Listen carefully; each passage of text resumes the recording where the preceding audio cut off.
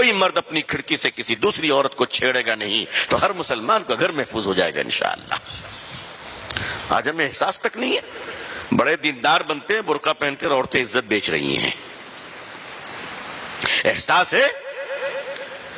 اپنے محلے کی خبر رکھی ہم نے، پوری دنیا کو زکوٰۃ بانٹ دی، گھر کے قریب میں بیوہ متعلقہ عورتیں اپنے پیٹ کو پالنے کے لیے برقع پہن کر ہوٹلوں میں جا کر غیروں کے بستر پر پہنچ رہی ہیں۔ کیا جواب تو کہ مسلمان ہو تم اللہ کے یہاں؟ کہاں کی دینداری، کیسی دینداری؟ ان چیزوں کو روکنے کی ترکیب یہ ہے کہ ضرورتوں کو پوری کیجئے، ورنہ غریبی آدمی کو شرک اور کفر کے دروازے تک پہنچا دیتی ہے۔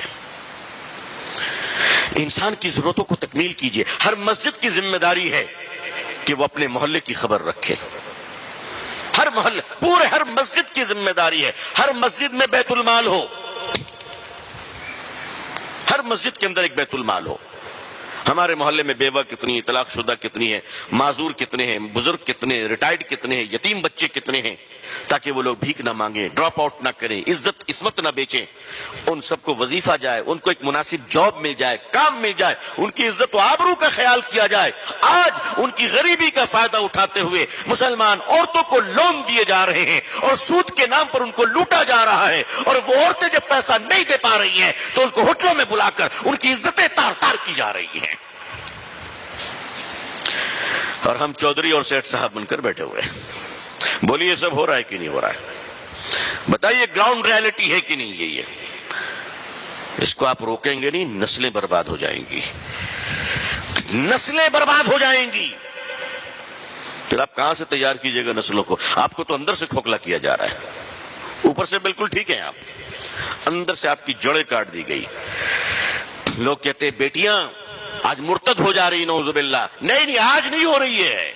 حضرت تھانوی کے سامنے حضرت تھانوی علیہ رحمہ سے کسی نے کہا حضرت فلاں آدمی کفر پہ مر گیا، حضرت نے فرمایا نہیں، کفر پہلے آئی تھی، ظاہر اب ہوا ہے۔ یہ جو مسلمانوں کی بیٹیاں مرتد ہو رہی، نعوذ باللہ، یہ مرتد وہ تو اظہار ہے۔ سوچو کسی کے ساتھ بھاگ جانا وہ تو آخری قدم ہے، کئی سالوں سے رشتے چل رہے تھے، تب تم نے نگاہ نہیں رکھی، تب تم نے نگاہ نہیں رکھی۔ کوئی بیٹی ندی میں کود کر جا رہی ہے تو پورے ہندوستان کا کلیجہ منہ کے باہر آ گیا۔ کتنی بچیوں کو اور کتنی بیویوں کو آگ لگا کر مارا جا رہا ہے، زہر دے کر مارا جا رہا ہے، تب تمہارا کلیجہ باہر نہیں آتا؟ تم اللہ سے نہیں ڈرتے؟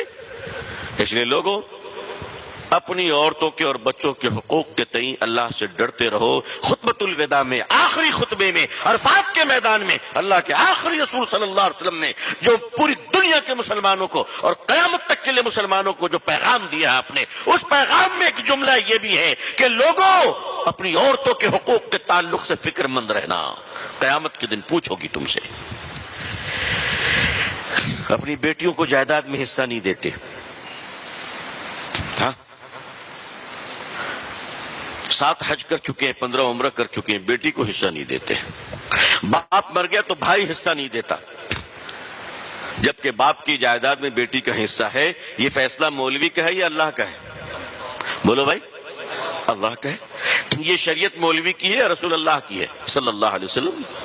باپ کی جائیداد میں بیٹی کا حصہ ہے، چاہے ایک کیل نکلتی ہو، ایک پتھر نکلتا ہو، وہ اس کو دو، اور اگر تم نے نہیں دیا تو سن لو لوگوں، تم تہجد گزار ہوگے، تم دیندار ہوگے، تم بیت اللہ جاتے ہوگے، تم کعبہ کے اندر گئے ہوگے، تم ملتزم میں چمٹ کر روئے ہوگے، کعبہ کا غلاف تم نے رکھا ہوگا، زمزم سے تم نے غسل کیا ہوگا، ریاض الجنہ میں تم بیٹھے ہوگے۔ ان سب کے باوجود اگر تم نے اپنی بیٹی کا حق نہیں دیا اور بہن کا حق نہیں دیا تو ڈاکو بن کر مرو گے، ڈکیت بن کر مرو گے۔ تمہارا شمار ڈکیت میں ہوگا، ڈاکوؤں میں ہوگا، خاندان میں، نسلوں میں آگ لگ جائے گی، اس مال میں کبھی برکت نہیں ہوگی۔ اس لیے عزیزان ملت، یہ مہم چلائیے کہ ہم اپنی بیٹیوں کا حصہ دیں گے جائیداد میں انشاءاللہ۔ ہماری بیٹیاں کیوں بھاگیں گی کہیں اگر ہم انصاف کریں؟ اللہ ہماری بیٹیوں کے ایمان کی حفاظت فرمائے، اللہ ہم سب کے اور آپ سب کی بیٹیوں کی حفاظت فرمائے۔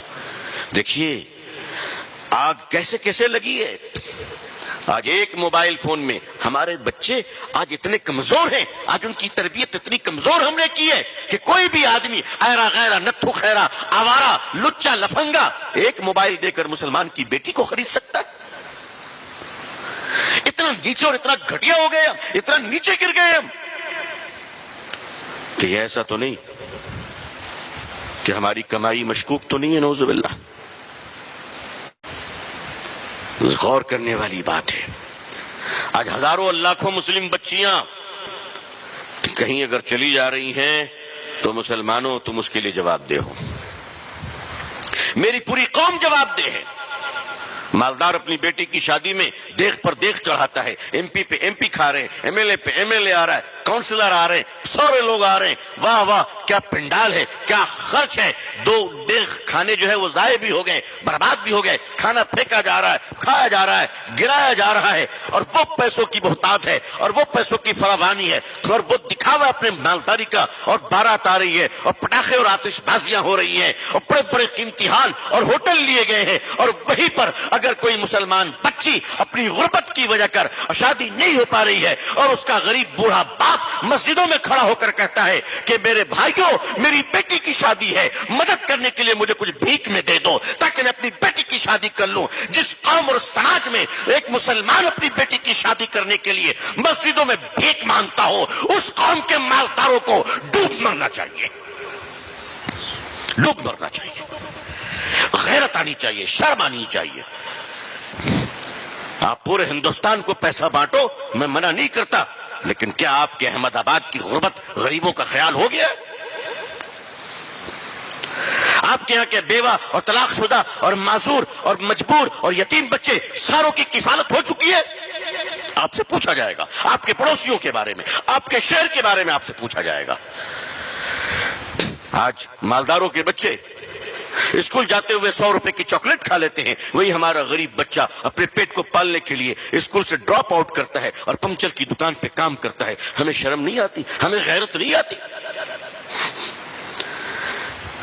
جب تک ہمارے دل میں حضور صلی اللہ علیہ وسلم کی امت کے لیے درد نہیں ہوگا، خیر خواہی نہیں ہوگی، حکمراں بھی ہمارے لیے مہربان نہیں ہوں گے.